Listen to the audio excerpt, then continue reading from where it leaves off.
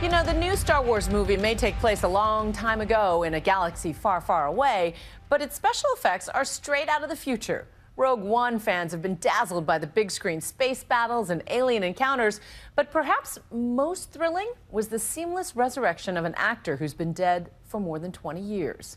And, spoiler alert, the special effects Jedi Masters brought back someone else from the original film as well. Here's ABC's Clayton Sandell on how they did it. Rogue One, a Star Wars story, is currently blowing up the box office.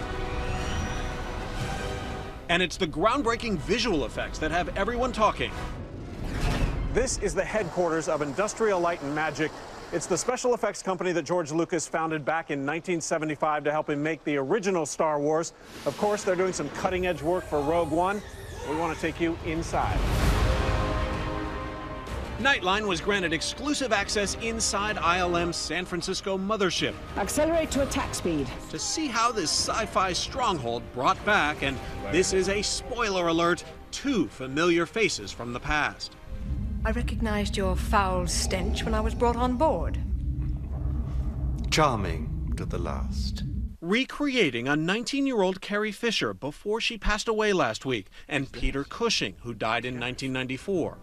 Prepare for the jump to hyperspace and inform Lord Vader. This monumental cinematic task fell to John Knoll and his team. Why was it so important to have Tarkin and Leia in Rogue One?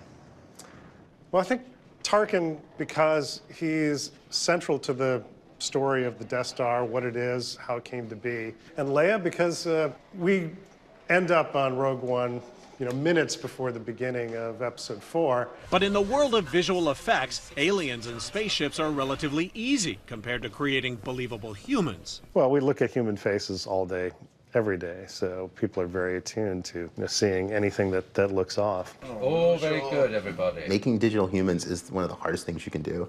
And so we were very, very immediately excited and immediately terrified. The first step for ILM's artists was to binge watch every Tarkin scene over and over. We will then crush the rebellion with one swift stroke. Performances would be constantly referring back to these for how did he look, how did he move, how did he smile. Underneath digital Tarkin is a real actor, Guy Henry, who carefully studied Cushing on the set.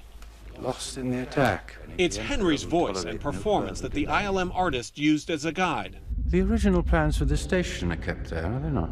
The process we would take to create a shot like this, the first thing we do is we shoot the live action plate photography. This is with Guy Henry as our performer on set, and he's dressed in full costume. He has what we call a head-mounted camera rig, which is designed solely for capturing his facial performance. Charming to the last. This is the earliest test. It's the first time we ever saw Guy's motion transferred onto Guy's model and then put onto Tarkin's an early likeness. The problem is Cushing's performance and Henry's performance didn't always match. That required painstaking, sometimes frame-by-frame adjustments, constantly refining the most subtle details you can imagine, like lips. The original plans for this station are kept there, are they not? So if you look at the corner of his mouth, see how they kind of peel Yes. apart? That stickiness is just a natural quality that lips have, and when that's not present, they feel slightly artificial and Muppet-like. ILM also caught a huge break when John Knoll tracked down an actual life cast of Peter Cushing's face, made for the 1984 movie Top Secret. This was gold for us because it was Peter Cushing as he appeared at a certain time in his life. All those pieces together give us the power of illusion. Cool. He's there, sir. Finally, after nearly 18 months of work, the digital resurrection of Grand Moff Tarkin was complete. He's there, sir. On Scarif.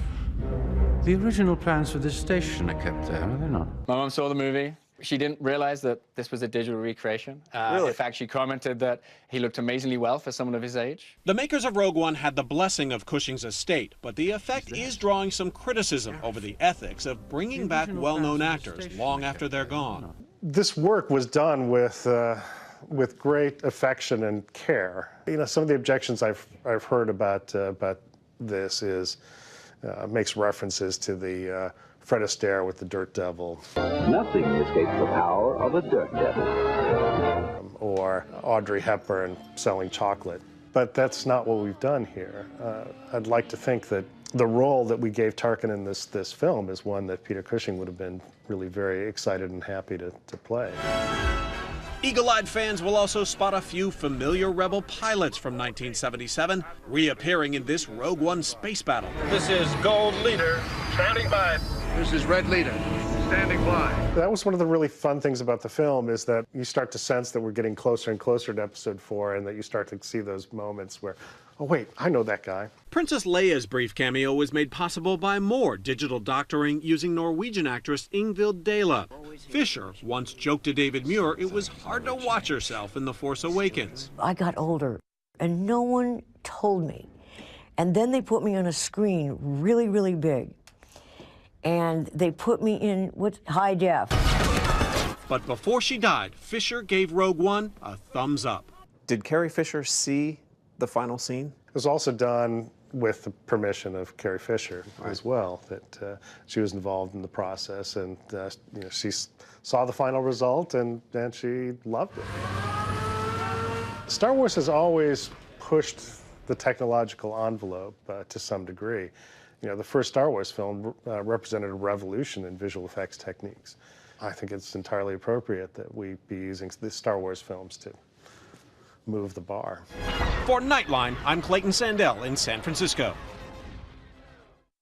And Lucasfilm is, of course, owned by Disney, which is the parent company of ABC.